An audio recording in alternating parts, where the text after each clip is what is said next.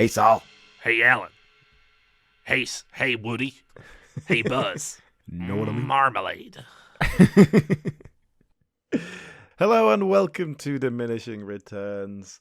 Hello, my name is Alan. Joining me is Jim Varney, the ghost of Jim Varney. Hey, Alan. Hey, and of course, Saul Harris. Hey, Alan. Hello. We are doing Ernest Goes to Camp, the first of the official Ernest films, which let's face it, we're doing this because it's a nice, lightweight, change of pace. We needed to fill a week. We thought it'd be a bit of fun, really. Yeah, we wanted to make things easier. Well, we wanted to make things easy on ourselves, and you said, let's do something light and fun. And I went, oh, great, I'll get to watch a film that I like for a change with the limited time I have to watch films. And then you went, let's do an Ernest film. Yes, but we've got a bit of history. And with unlike Ernest. you, Alan, unlike you, I've seen all of the mainline Ernest movies before, so it's not even like I can tick something off. Yes, was this when we lived together 10 years ago when we watched some Ernest films together? Because We definitely did. And I don't know how or why or when I started, but I did watch all of the Ernest films. And did I start watching them with you? I think, yeah, maybe. My knowledge, you know what, I should have got on this episode, I've just realised. What? Former guest Chris Antista, who we had on Space Jam. Oh, really? He's a big fan, is he? I don't know if he's a big fan, but he's definitely like as knowledgeable on Ernest and Jim Varney as he is on the Looney Tunes. And both Space Jam and the Ernest films based on TV commercials, funnily enough. Yes. So let's just go to basics here for anyone who doesn't know. So Jim Varney, in the late 70s... Serious 80s, actor, wanted to do Shakespeare. He's a serious actor, but he was a stand-up comedian as well. He did character comedy as part of his stand-up. But he was like a formally trained actor, wasn't he? I think he kind of had aspirations of a career that never really went anywhere. Is that? Well, I don't know. He was definitely a comedy actor. Let me have a quick look here. He began his interest in theatre as a teenager, winning state titles in drama competitions while a student at Lafayette High School. Portrayed Ebenezer Scrooge in a local theatre production at the age of 15. Performing professionally. Studied Shakespeare at the Barter Theatre in Abingdon, Virginia. Yeah, I think he had, like I say, aspirations of becoming like a real actor. I guess the point is he wasn't a comedian who did some acting. He was an actor who did some comedy. Did comedy, yeah. He did do stand-up, and I know he did character comedy in his stand-up, which sort of makes sense if you're an actor rather than a comedian. And he has several characters, and one of them was this Ernest, very earnest, sort of naive but well-meaning character. And some advertising execs called Coked Up Sam and John Cherry. They obviously went, that's a good character. We can use that for some advertising spots. Yeah. And because in America they have local TV stations just within a state or something. Don't sniff at it. This is how Jim Henson got set up. This is where the Muppets started. It was Jim Henson doing adverts for local TV with his puppets, and a lot of them ended up becoming the Muppets. Well, I think from a British point of view, certainly in the last 30 years, we don't really have much in the way of local TV. It's all fairly national. But basically, you could do an advert and sell it in one area, and then do the exact same advert for a different company in another area, and just not only that, sell Alan, the rights for you that thing. Can shoot 20 of them in like a day, and that was And so Ernest, this character of Ernest, became just a spokesman for a wide variety of advertised products, in which that hey Vern, that he would talk to someone off camera or the camera, he would talk down the lens to Vern and just go, hey Vern, you know what I like? Potato chips, especially this brand. I sure do love them fried potatoes. French fried potatoes. Was Sling Blade ripping off Ernest? Well, he's in Jim Varney's in one of Billy Bob Thornton's films. Is he really? Yeah. God, Hey, Vern. I sure do love wearing glass in my shoes, Vern. Daddy and Them. That's what he's in. That's where Ernest comes from, I guess. And I imagine they made a fair bit of money from that. Although I bet it's not as much as you might think in terms of advertising, because it was all like local stuff. I have to say, like, we're gonna be, I think, probably quite disparaging about these guys. Like, they made absolute trash, and we have spoken about them a bit in the past on this podcast, because John R. Cherry, the director, John R. Cherry III, he tried to break out from making Ernest films at one point, and that was in 1999 when he made the all-new adventures of Laurel and Hardy in For Love or Mummy, which we have definitely spoken about. I think in our Laurel and Hardy episode, we've definitely alluded to it in many other episodes. The guy who's playing Oliver Hardy in that is in Ernest Goes to Camp, and he was in several of their other advertising things as well. So, and I believe these guys were responsible for resurrecting Laurel and Hardy in a load of adverts in a similar capacity around the same time as well. Very probable, yeah. But I just want to say, because like I say, we're probably going to be slating their work. I do have a real admiration for the hustle. Yeah, the hustle side of this. The fact that they're going out there and they're channeling quite limited talent and, you know, to be fair, probably fairly limited resources into making a pretty, you know, solid living as artists, I guess. Debatable, but, you know, it's respectable. I've got to give them credit for they built this operation. They're clearly like Hollywood outsiders, you know. They're not operating within the industry, as it were. And, you know, I reckon as well that I think these guys probably pretty decent to work with, because, you know, you got the likes of Jim Varney, all these other people. They see people work; they're all working with the same people over and over. Yeah, and kind of putting them in little, like someone they're doing adverts with, they put them in a little seat, just like a one scene bit, doing a bit of comedy bit in one of their films. So it feels like they're all kind of like, hey, look, we're all scrubbing in, we're making some money, we're earning a living. Fair play to them. Yeah, exactly, and I respect that. I respect artists that really have to hustle anyway. You know, like, Jim Varney did kind of break into Hollywood a bit. I guess the obvious contemporary comparison. Yeah, the obvious contemporary comparison would be Tyler Rowan Perry. Atkinson. What? Rowan Atkinson?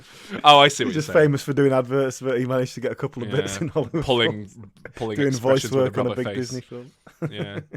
No. Tyler Perry, you know, he similarly like hustled his way with a load of trash, low budget films, and then kind of now he's in like David Fincher movies and stuff. He's like a proper actor when he wants to be. He's like and a good actor at that. And Jim Varney was the same thing. You know, he got notable enough to as you say, he got cast in Toy Story. He's the voice of Slinky Dog in Toy Story 1 and 2. He was dead before the third one came out.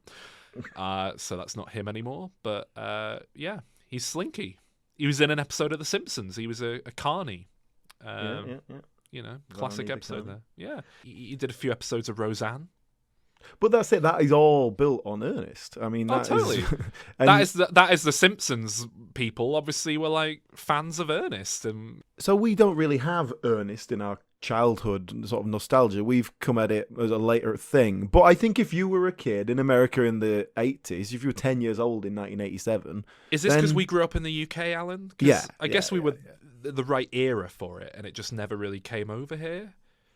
I think the British it was before my time. I think the British equivalent is Mr. Blobby. Mr. Blobby didn't have a load of films, though, did he? No, but if you think about something just from your childhood that you couldn't really explain to someone from a different culture. We've definitely tried to explain Mr. Blobby. Anyone who doesn't know Mr. Blobby, check out I think it was our It episode, Stephen King's It. Is that right? I think it was. We got talking about clowns, and then it listed Mr. Blobby as a clown on Wikipedia, and I think we started talking about what the fuck Mr. Blobby is, because he's not a clown. Clowns around. No, But yes, there's got to be a close. So, I mean, I always think of these being like straight-to-video films, and Some of them Ernest are, yeah. Ernest Goes to Camp was a theatrical release. The first few were, I believe.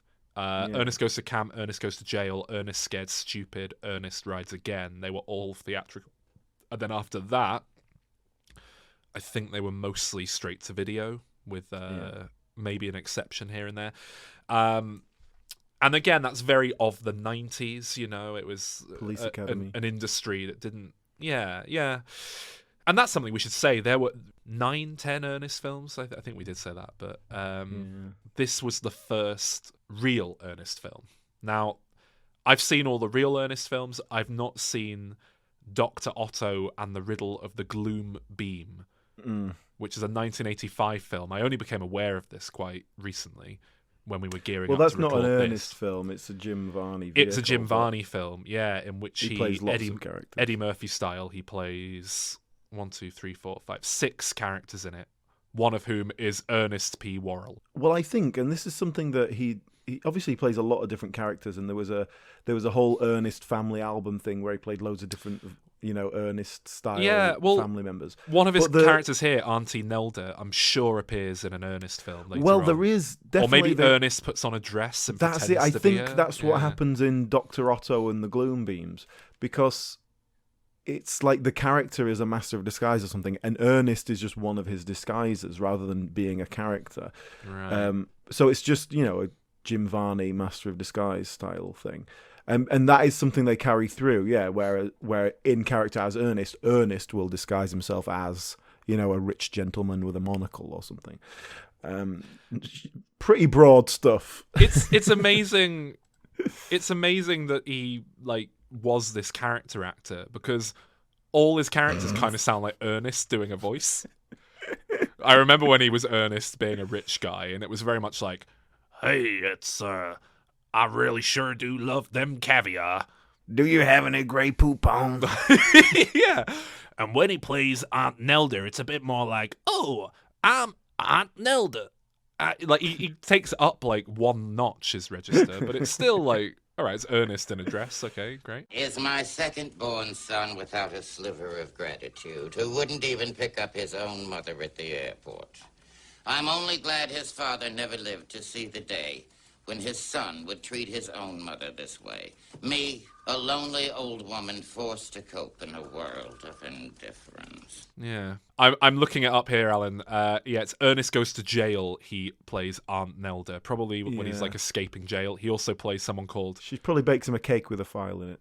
I thought it'd be Ernest puts on some laundry sheets to pretend to be a woman to sneak out of jail. Yeah. But then the warden falls in love with her, and he has to go on a date with her. Yeah. But it doesn't look like any of the other films. Oh no, Ernest Goes to Africa. He also oh dear God. Ooh, that was Oh dear. Right, well he plays Auntie Nelda again. That's okay. I think that's all right. He also plays... Just say the name of the character, and then we'll not say anything more about it. Okay. Right, African woman dancer. Okay, that's fine. And... Yeah. Hey You, the Hindu.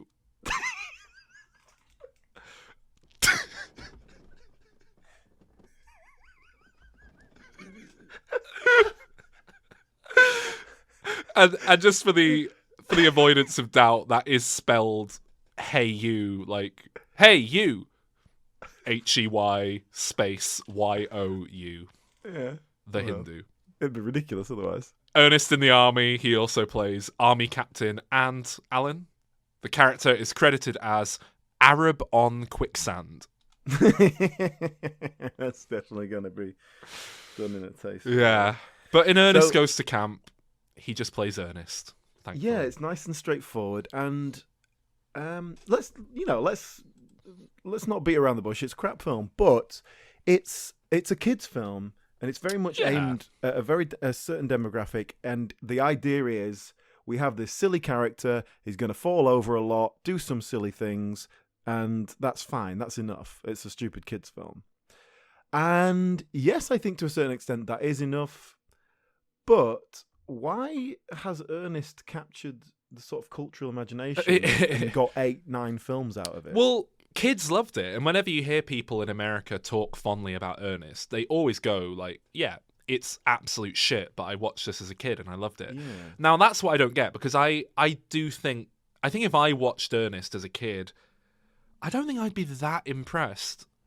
I don't think I'd dislike it, but there was better weak slapstick for children being made by like CITV and CBBC back in the 90s, you know?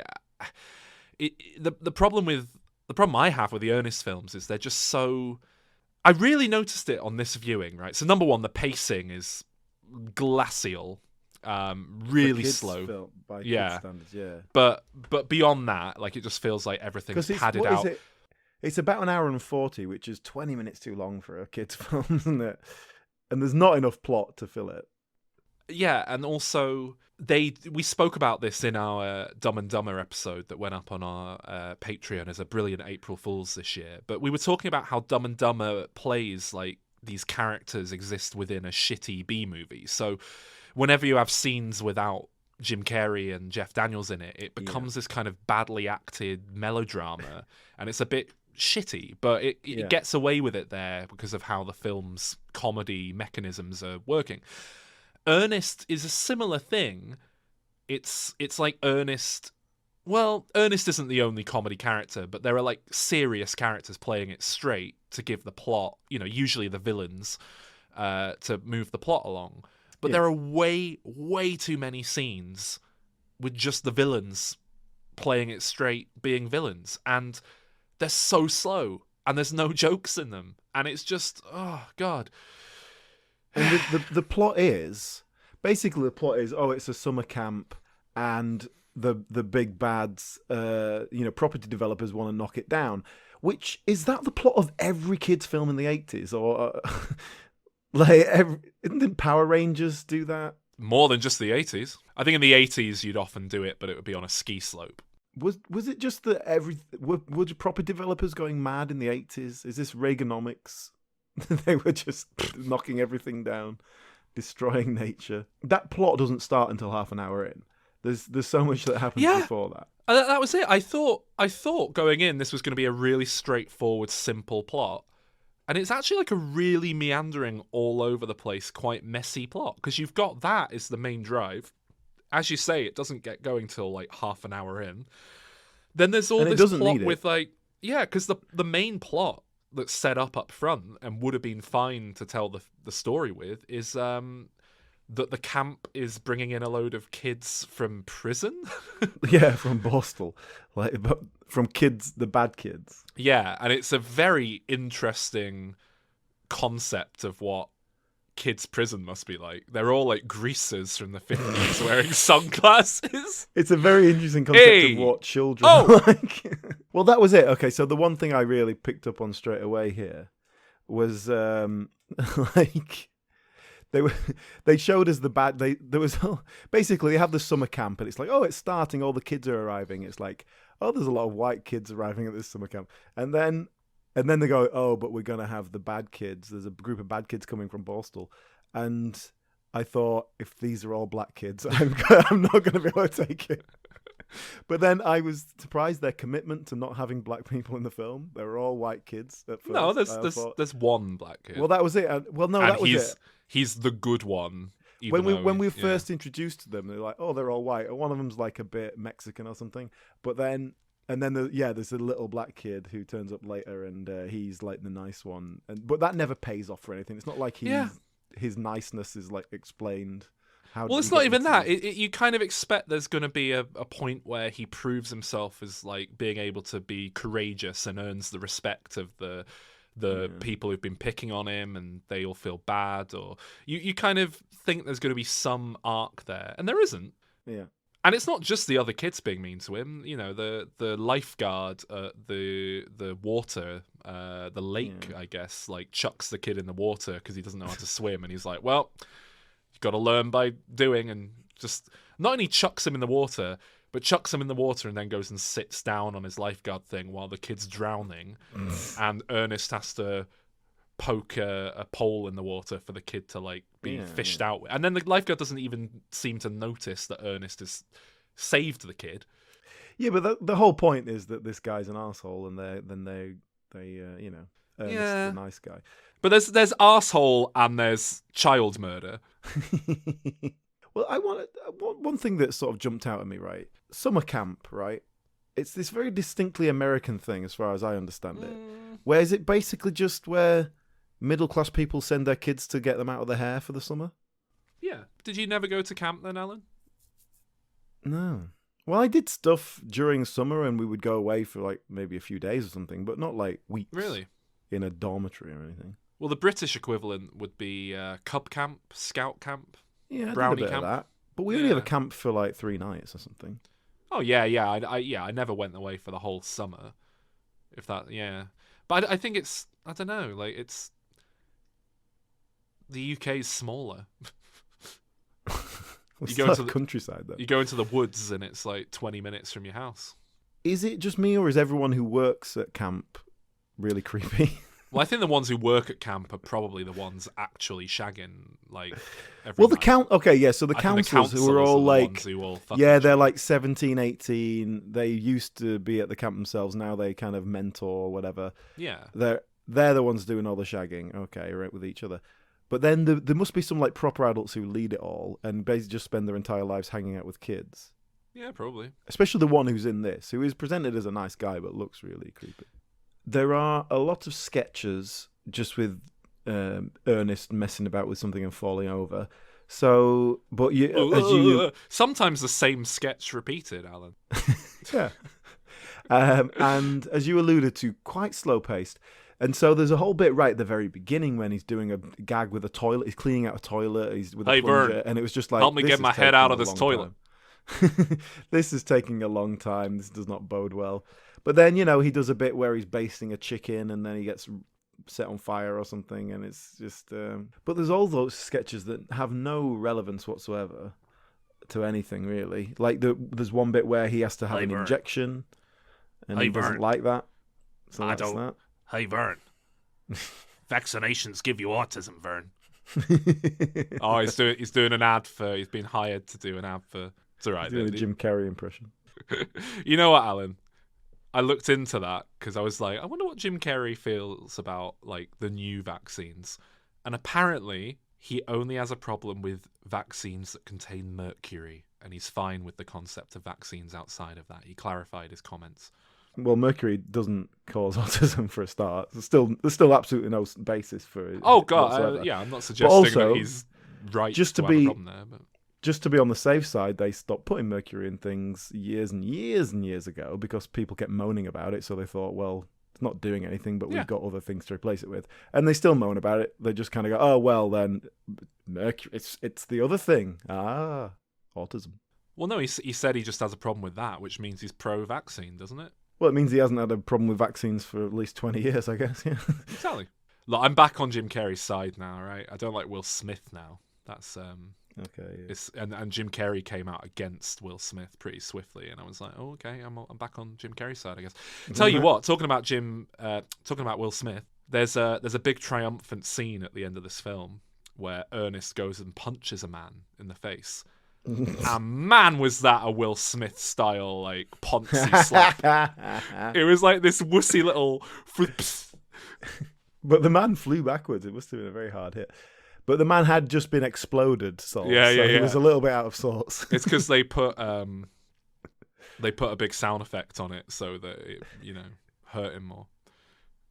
He had just been exploded, and that's, again, it's like the Chris Rock thing, because like Ernest could not telegraph it more blatantly that he's going to hit this guy, and the guy just kind of takes it. Ernest is there gurning at him, like swinging his arm around Popeye style, and then he slaps him. And but it is a triumphant moment. That's the moment where Ernest... It's a weird moment, that, because it's like you've already blown the guy up. Yeah, he's probably severely injured. Yeah, he's covered in soot. His beak spun round onto the back of his head. That's probably enough.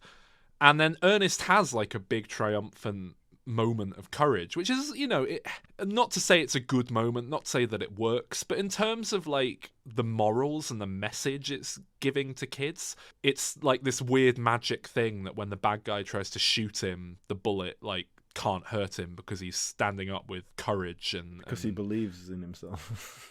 Yeah, but also because he's like true of heart and kind, which is demonstrated throughout the whole film. And then he kind of gets a bit cockier, like, "Oh, I can't be hurt by the gun. I'm impervious to bullets. Well, hey." But we've already established in the film that he's not impervious to getting the shit kicked out of him by a big burly bloke. So yeah. But at this point, he's only up against like an old man with grey hair. So it's just kind of like, well, that could have been his big triumphant moment. So it's weird that we also have to have him smack this big burly guy who's been blown up in the face earlier on. But we didn't want anyone to walk away from this film thinking that violence wasn't the answer. Yeah. Because there are a couple of times before where they try violence and it doesn't work, and so that's not a good message to give to kids. Yeah.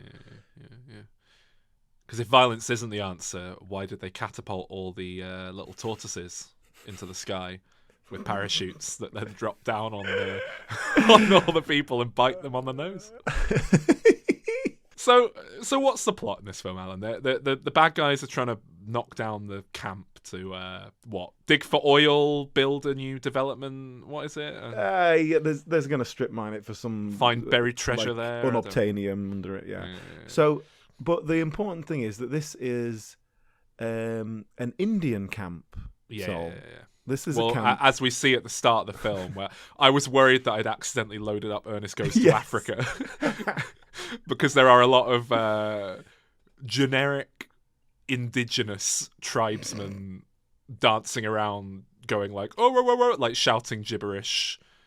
They didn't read as Native American particularly, but I guess that's what they were. Yeah, I guess that's what they were going for. The whole premise is this camp is called Camp Kikiki, which. That was a weird thing because it's not a joke, is it? Yeah, I thought if you're going to have a camp name, it should be something with a weird little pun in it. Yeah, I glanced up and misread the sign, and I thought it was Camp Kick Me, and I thought they were going to do I thought they were going to do a joke like a Kick Me sign on his back or something like, and then no, it's just Kikiki. I don't think it's a joke. I certainly didn't get one. Yeah. But it's hard to tell with these films because the level of humour is very low. It is amazing, isn't it, that comedy is probably like the hardest genre to do. So if you're people with no talent whatsoever, it's interesting that should make a zombie film. Yeah, it's interesting that they chose to do comedy because they're not. Well, they had Jim Varney, I guess. They're not good at it. It genuinely wouldn't be hard to. I'm not trying to say I'm hilarious, I'm a great writer, because I don't think I am particularly talented on that front, like a professional standard. I'm pretty sure I could like throw something together on the day that is probably a bit funnier than this. And to be fair, I think they were probably just throwing it together on the day and figuring it. I doubt they were putting much thought or effort into like writing this stuff. But it's a shame because, Ernest's a good character. Jim Varney is a really likable presence. There's something about him that is just really charming and warm and friendly.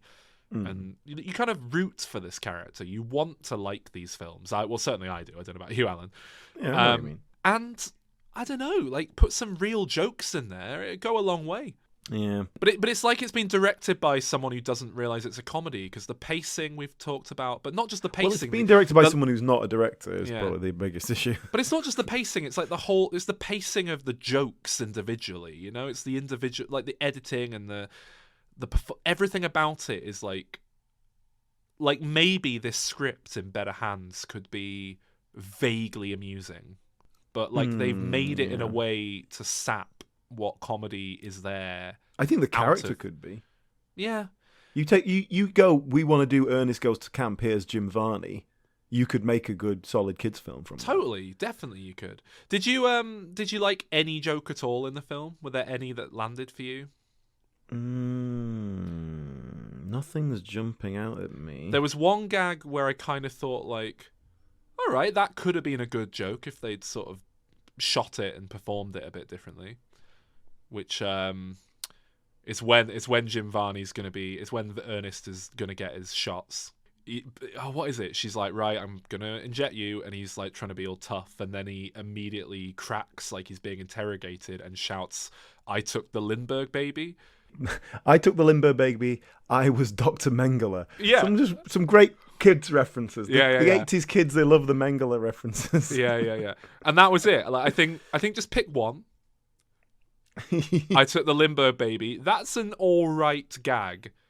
I would just go, I shot JFK, because at least you know you're on safe ground there. You're only going back to the 60s instead of the 30s. Yeah. That's a bit better. Yeah, I shot JFK. See, this is what I mean, Alan. If we just threw together an Ernest film on set, it would be 20 times better than this. And that's why my goodwill kind of runs out, because I really want to like what they're doing here, but it's just so lazy and bad. It's just so shit. On a similar tone, I couldn't see if you can answer this. I couldn't quite tell what level of irony we were working on with the hard kids, because the film very much presents them as they're the kids from the wrong side of the tracks, and they're quite dangerous and aggressive. But they were filmed in such a way and acted as be total dorks, and I couldn't tell if it was a joke or not.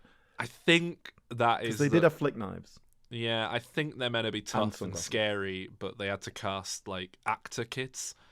This isn't a production where they were going to go into like an inner city school, find some raw talent. Exactly. But like, there's a moment this is where a total tangent, they all walk up to the door of the mess hall, and they're like, doo-doo-doo-doo, doo-doo-doo, and they're like the tough kids, and then they come and like smack an apple out of someone's hand and go, yeah. Alan, I went, just talking about Thomas Turgoose there, I went for a few drinks with a girl from Grimsby the other day, and it was just, it was like, oh, that is an accent, isn't it? That sort of, specific way of talking. It's like, I think that's a Grimsby accent. Is that a sexy accent, Sol? No. Shame Jim Varney didn't do a Grimsby character. Hey, only Sacha Baron Cohen could pull that. So Ernest goes to camp. It's set at a summer camp. Ernest is a general dog's body / handyman. He wants to be a counsellor. All the other counsellors are 18 years old who obviously went to camp. The only other staff member is one middle-aged guy who looks like a sort of NAMBLA spokesman. For some reason, Ernest isn't qualified to do this job. But they give him a chance because they don't want to deal with the annoying kids. You're missing a couple of staff members, Alan. There's a woman. Mm. Oh, you mean the chef and his assistant? Yeah, the chef and his assistant, who also appeared in a lot of their adverts. Yeah, they were very familiar. So the fat one does all the talking, and the other one sort of stands behind him, looking a bit simple and going, "Yeah." He plays Chuck in Ernest Goes to Jail. I think this character would appear. Yeah, it's the same character. So these are the characters they played in the adverts for the same company. And so they were just, they pulled them into this. And all their stuff... And the joke is that they're bad cooks and they make horrible slop. And the problem is they don't have the resources or the budget to do anything that big, as is painfully clear in a scene in this film where Ernest comes across a family of badgers. And he's like, hey kids, we're out in the nature. Look, it's a family of badgers. Now make sure you don't piss off the badgers by going "Gah" in their face, and then the badgers attack him. And he runs around getting mauled by badgers, and then the kids get to try out their first aid skills. That means they bandage him up like an Egyptian mummy. Now, on paper, kids comedy, all right, that isn't dreadful, but they don't even have the budget for like a stuffed footage toy. Footage of badgers, a stuffed shitty badger. They just film it off screen, like from the badger's POV, with Vern, Ernest gurning at the camera, and then Ernest running around. You don't see like his legs because they're being bitten by the badgers off screen. Like even kids are capable of going, well, this is a bit shit. There's no badgers. And even when they do the take the bandages off him extremely quickly and make him spin around. They don't even put it in fast motion. They don't speed the footage up or anything. So it's just a man slowly turning around as some bandages get taken off him. And if you think, well, that's because they were above using sped up footage in this film, you're wrong. They employ it pretty full on later on for a kind of Benny Hill style sequence where the two chefs are being chased by a bulldozer with their like food machine on wheels, and it goes super speed, and it's not quite yakety sax. I couldn't tell where that was being aimed. I couldn't tell if that was like a gag, like, look, we're speeding it up and that's funny, like yakety sax, Benny Hill, or if it was just like, this footage is a bit slow, can we speed it up so it looks like they're running a bit quicker, but it's not a joke. Yeah. Anyway, they're not well-made films, are they? I mean, well, look, I want to address something that we haven't talked about really, which is this is set in an Indian camp, which is a Native American Indians, but this is the 80s. We call them Indians. That wasn't I don't think that was even culturally an issue. Certainly not for the people who were watching Ernest films. So yeah, I don't think that had ever. So that's not being controversial at the time. And I imagine this is a fairly real thing where you take your nice white middle class kids and send them to Indian camp so they can learn how to be a brave. and your man who runs the camp goes, oh yeah, send me your boys and I'll turn them into men. I'll teach them the ways of the brave. Yeah. Why? But so that's fine.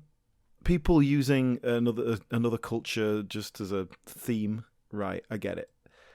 But there is an old Indian man who owns the land, and he, for some reason, is dead on board with all this. It's like he is completely committed to the sacred traditions of teaching middle-class white boys how to swim. That's like his raison d'etre for life, because that's what his people have been doing for centuries. So all that stuff doesn't really add up to anything. And like you say, what should be the real story is the bad kids come up trumps at the big competition at the end and they win everybody's hearts, right?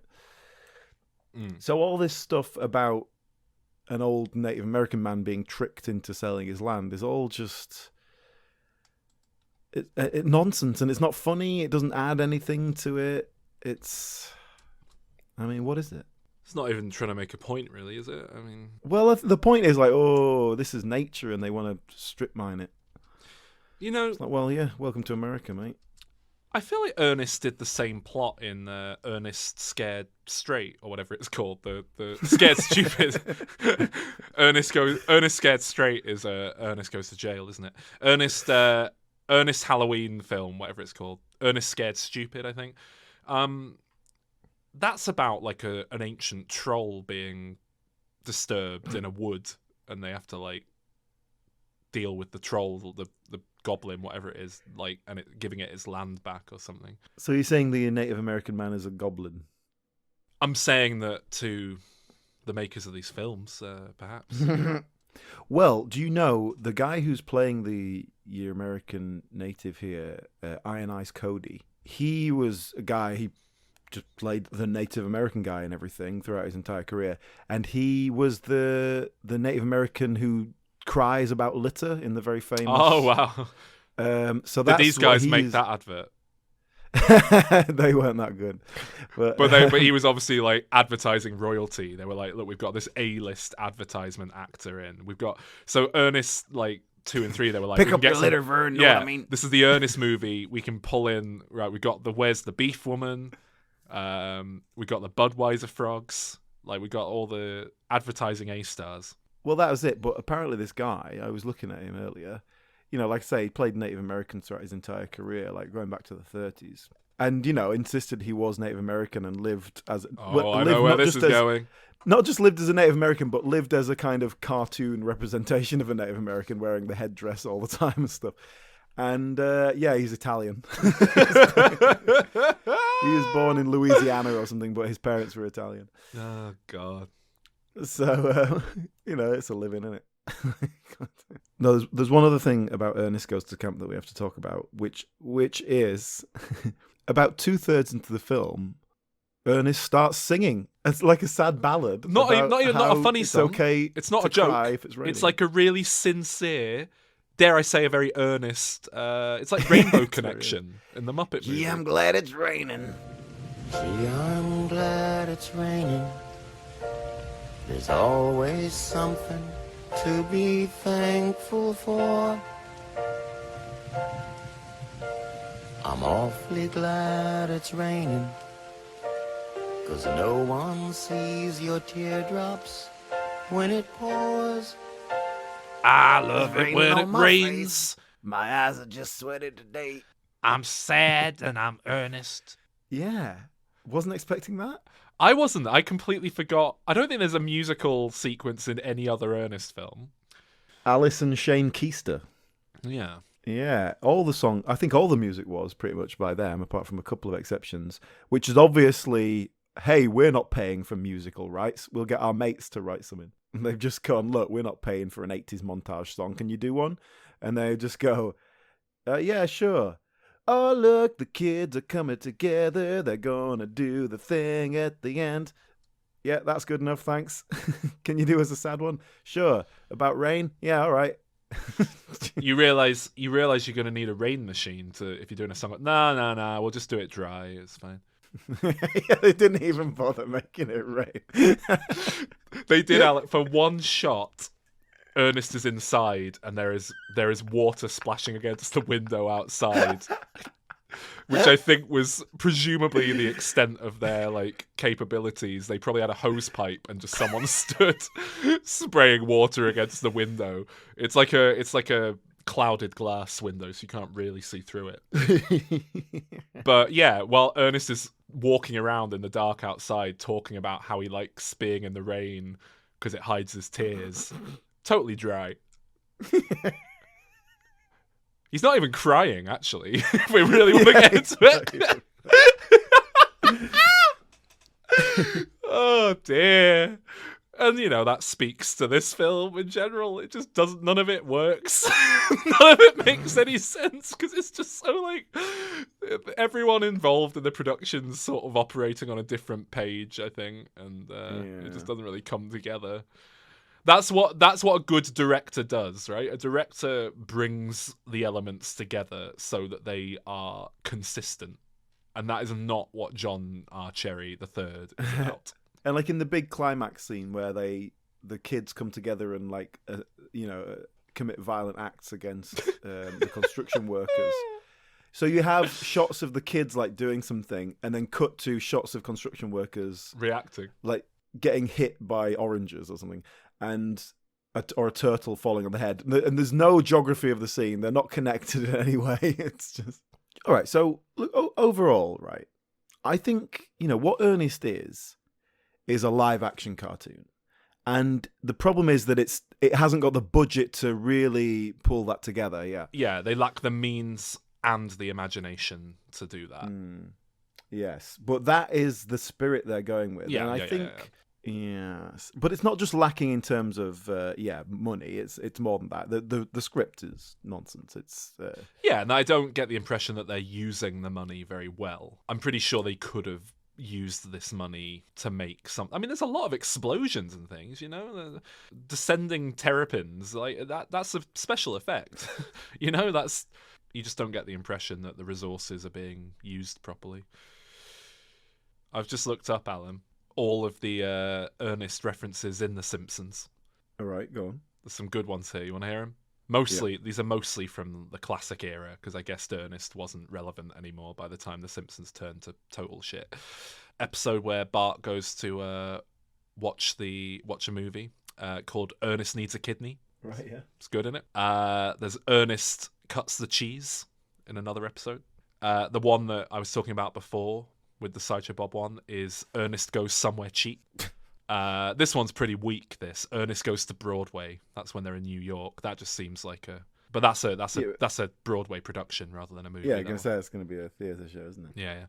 And then a later episode of the not quite the classic era, but still watchable era. Ernest Goes Straight to Video. Good one. Yeah. Oh, yeah, good one. Fair enough. Yeah. So yeah, I mean they did 9 Ernest films. They would have done more. Jim Varney died. Oh yeah, but they were pumping him out right till the end, weren't they? I mean, They didn't. They were doing almost one a year.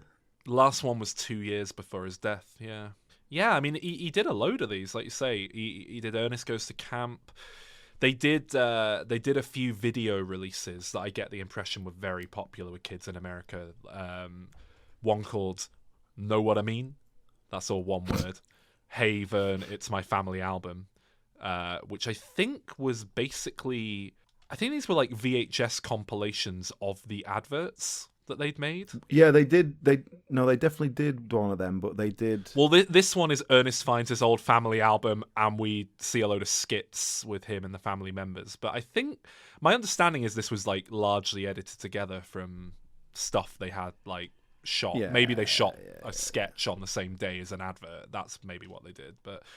And then they did that Dr. Otto film, and then they did the Ernest Film Festival. Maybe that's the one that's just the adverts. If he's kind of like, "Hi Vern, watch this film," and then the film is him being like, "I sure do love this yellow Jello, Sody pop, Mountain Dew."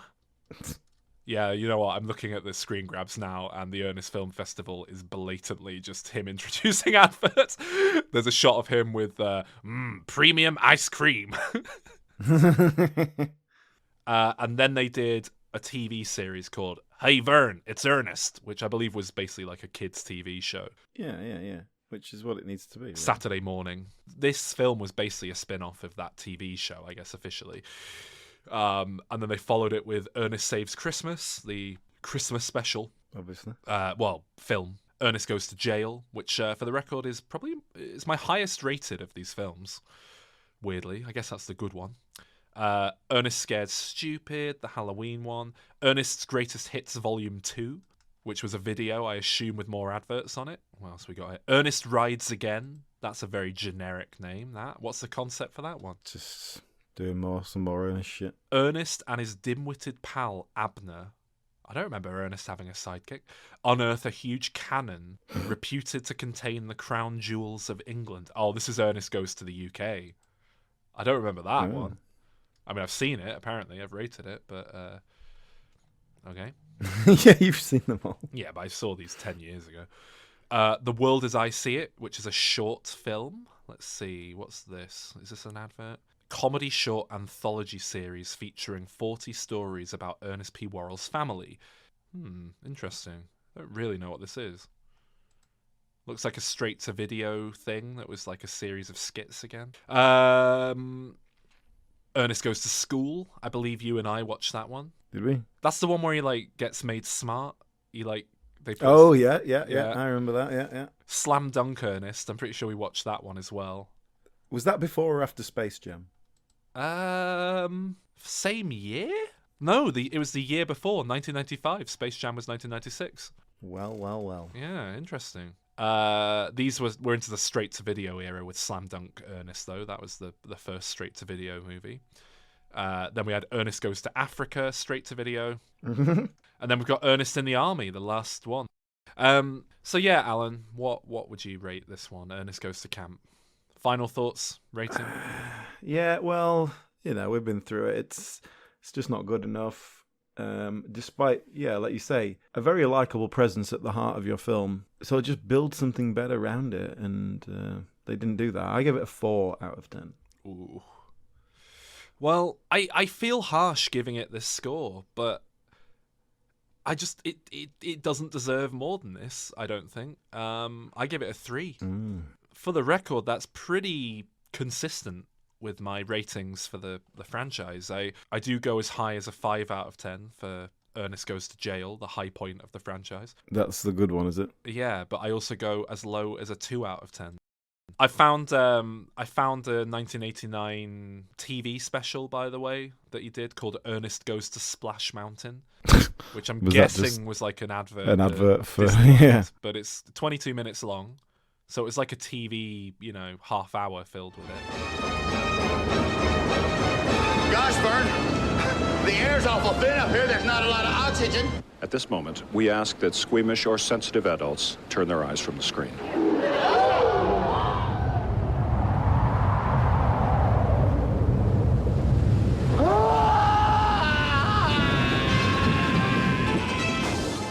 There is also an hour-long special that went straight to video, from what I can gather, called Hey Vern, win 10 grand. That was a compilation of adverts. Ernest introduces a contest for a viewer to win $10,000 if they can properly name the right number of times he says Vern and know what I mean throughout the whole video.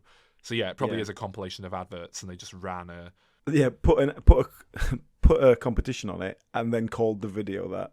It's very, very. They've got no shame. Buy this video for $10 or whatever it will have been back then. They only need to sell 1,000 copies to break even.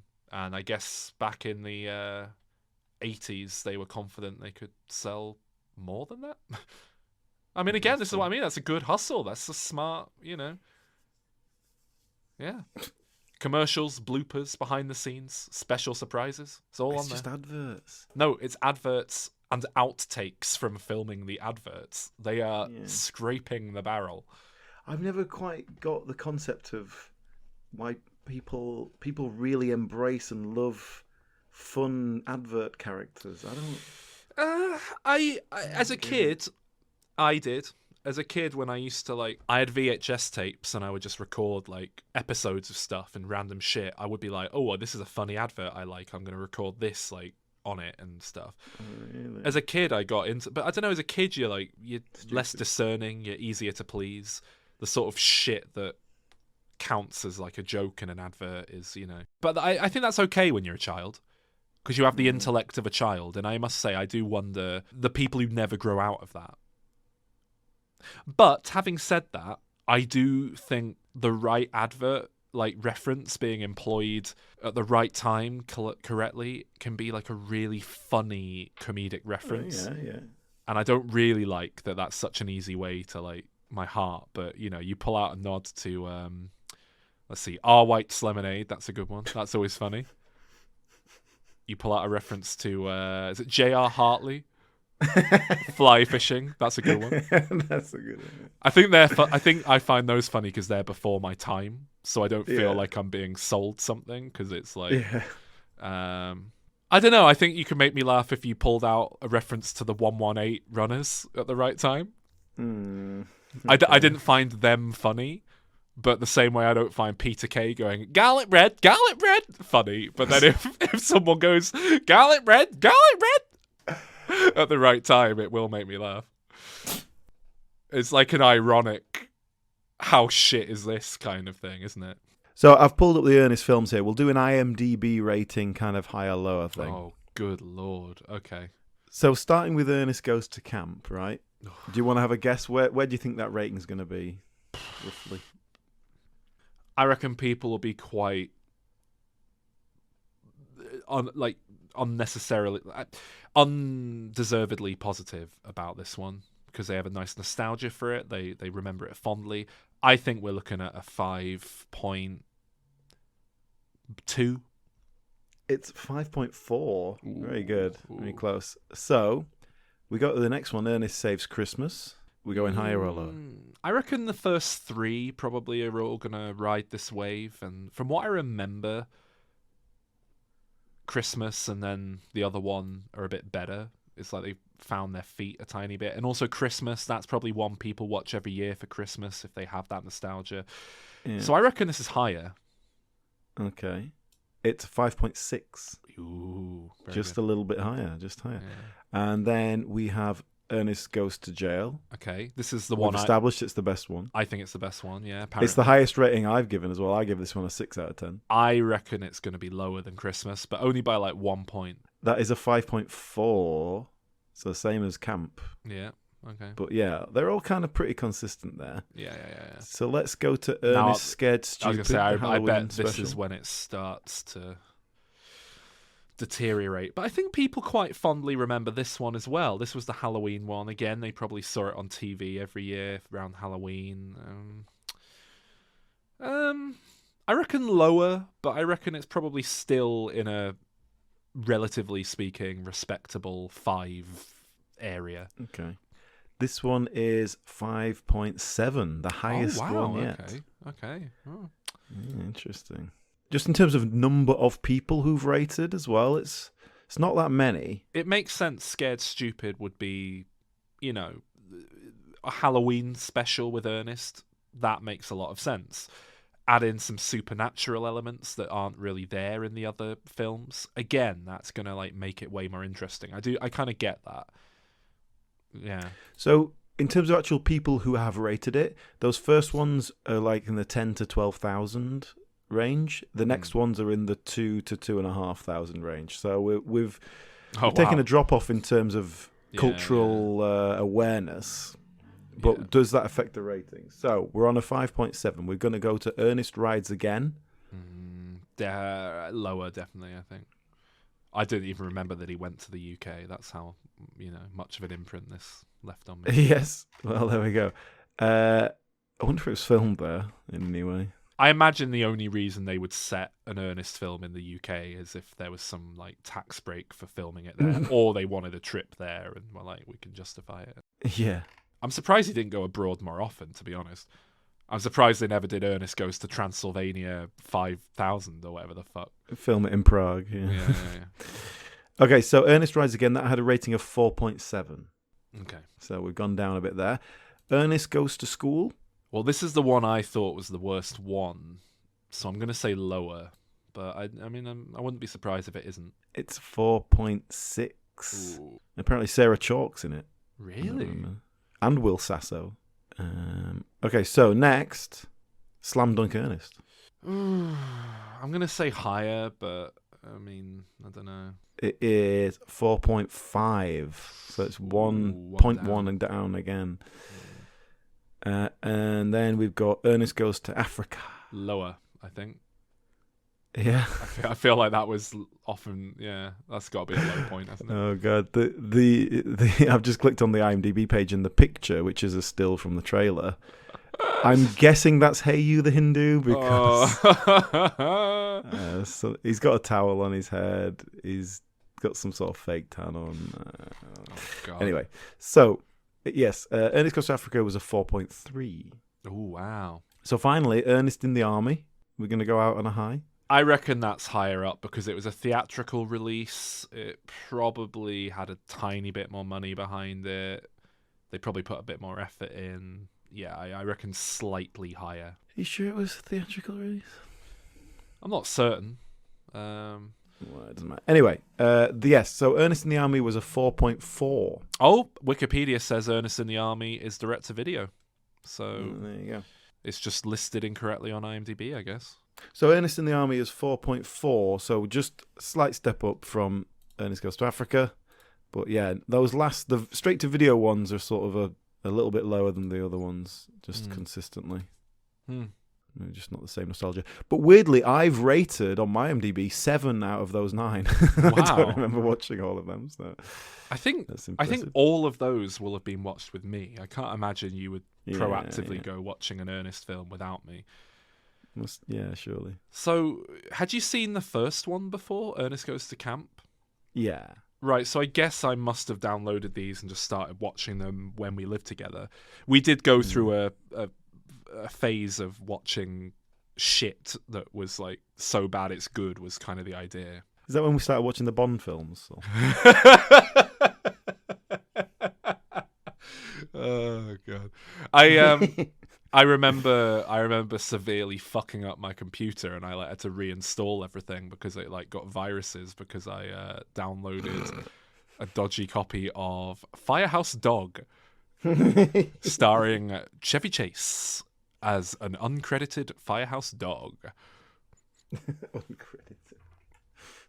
So we never got to watch Firehouse Dog, but we did watch Little Big Ghost Man, Dog. whatever it's called. The Little Big Man's that's Dustin Hoffman thing, isn't it? You're talking about Little Man with the Wayans brothers. Yeah, we watched that. We watched Jack and Jill, didn't we? Yeah. We watched.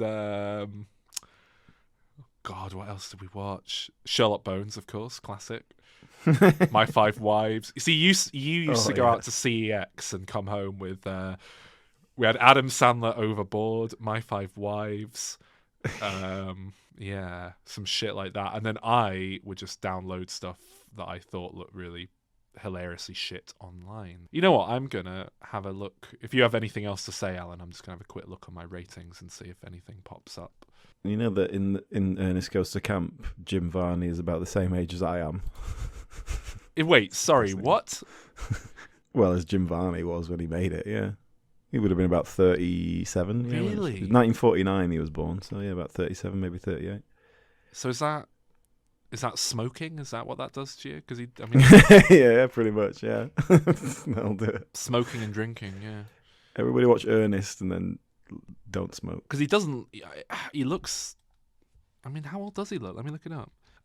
I guess he doesn't look that, but he doesn't look 30, does he? Or 30, he looks, yeah, I guess he does kind of look like he's... It's weird, isn't it? He's just got an old yeah. feel to him, yeah. It's when he does do a bit of gurning and pulling like a rubbery face as well. I think he's got quite strong jawline, I guess, or cheekbones, because like all the kind of, they look like wrinkles, but I guess it's actually just definition on his face that we're seeing, if that makes sense. Yeah, exactly. A lot of lines on his face. I feel like I watched this in London when we lived together, but I don't think I watched it with you. Ed, the Matt LeBlanc oh yeah, plays baseball with a chimp movie. Or is it orangutan or something? It's a chimp. No real chimps in the film, from what I remember. Just a guy in a chimp costume. Oh really? Yeah, that's poor. Well, that was why I kind of thought, how bad can this be? It's got a chimp in it, and then it was like, oh no, it hasn't. It's got Matt LeBlanc in it. Space Buddies. I don't know. I watched that at uni on my own, didn't I? Very sadly. Mm-hmm. We must have. Watched some I was going to say things. we must have watched one of the Buddies movies, unless I just rewatched Space Buddies with you. We watched Grown Ups 1 together, I think, and Cop Out. I mean, again, neither of those were like meant to be so bad they're good, but I've got them down as 2 out of 10. Oh, you know what we watched? What? What was it called? Transylvania 900. What was it called? The one with Ed Begley Jr. in it. And Jeff Goldblum. And Jeff Goldblum. A very young Jeff Goldblum, yeah. Yeah, something about Transylvania. Yes. It was like a reference to a song that neither of us understood. Here we are, I've got it. Transylvania 65000. Transylvania 65000. That was the song that they did over the thing. Yeah. There you go. That's one of the shit ones we watched because it was so... I don't know why. How did I become aware of that? Probably found it in CEX. No, I think I downloaded it. 2 tabloid reporters are sent to Transylvania to find the Frankenstein monster. You were probably watching Jeff Goldblum things. Or get fired. They are laughed at there, but something suspicious is going on. Yeah, but I remember you got really into reading about the production of the thing and how it was all like a big tax scam. Oh, yeah. It's got quite a cast in it. Wow. Jeff Goldblum, Ed Begley Jr., Carol Kane, Jeffrey Jones before he was a nonce, Gina Davis, Michael Richards before he said the M-word. That's right, isn't it? Kramer's he's like the Igor guy, isn't he? Oh, right. Yeah. I remember that. Yeah, we were like, oh, there he is. There's Kramer. The movie was financed by the Dow Chemical Company in order to spend frozen finances that the company had in Yugoslavia. Oh, because there would have been a war on, I guess. They weren't allowed to spend the money outside of Yugoslavia. Wow. They saw 40 women for the role of Odette. They liked Gina Davis because she could do a compelling Bela Lugosi accent. Not a Romanian accent, a Bela Lugosi accent. Right. And was it a coincidence that she was in a relationship with Jeff Goldblum? Jeff Goldblum recommended Ed Begley Jr. to the director, and Ed Begley Jr. recommended Michael Richards for the role of Fejos. So I guess everyone was just bringing in their mates and going, just give him a be a piss up. The first of 3 movies co-starring Jeff Goldblum and Gina Davis. Oh, the first? Oh, is it pre-The Fly? I was going to say this. I think this is where they met, Alan. Oh, I assumed they met on The Fly. No. The Fly was after this, and then Earth Girls Are Easy. Huh. Oh, fair enough. Yeah, wow. Fair enough. Yeah, it says here Jeff Goldblum and Gina Davis never met until this film. There you go. So it did something. I mean, hey, it might not we might not have had The Fly as it was without this film bringing them together. Just wouldn't have had the same chemistry. Yeah. This is a very weird bit of trivia on IMDb Trivia, Alan. Let's go out on this because you need to go. But let me read this out to you verbatim. Although this comedy film is reputed to be short on laughs, It is long on cast. The main characters, Jeff Goldblum, Ed Bigley Jr., Michael Richards, Jeffrey Jones, and Gina Davis, all average 6'3" tall. Wow. Little bit of editorializing going into that one, I think. And That's pretty also, tall, though. I call bullshit. Gina Davis is famously quite tall for a woman, but that means she's 6 foot. I mean, I think Jeff Goldblum's quite tall, but these are all like their Hollywood listed heights, aren't they? Yeah. And It's Carol like, Kane's 5'2", so. Yeah, well, she's not been included in that. For some Well, reason. exactly. Why would you include them if you should? When I worked on that thing with John Malkovich, I was struck by how short he was, and then I looked up his height, and you know what his height is listed as? 5'9". 6 foot plus, because it's in centimeters, but 6 foot and a bit. He's quite old though. Maybe he's shrunk a bit. Yeah, but I think he had big shoes on as well. I mean, I'm 6'1", Alan, and he was significantly shorter than I was. So I don't think you shrink that much, do you? Maybe you do. I don't know. Maybe he was 6'1" back when he was a young man. But I don't know. I call bullshit. I think you can safely remove a couple of inches off any of these people's listed heights. So I've Googled Jeff Goldblum height in feet, and Google has responded with 1.94 meters. So well done, Perfect. Google. That is why we do not need to fear AI for the time being. He is apparently 6'3" and a bit. I would round that up to 6'4", to be honest. So yeah, all right, tall. I'll take their word for it. All right, so that was Ernest. We are, of course, going to cover all the Ernest films in order over the next few months. From next week onwards, yeah. Come back next month for Ernest Christmas time. All right, thanks for listening, I guess. And All right. till then, bye. Bye.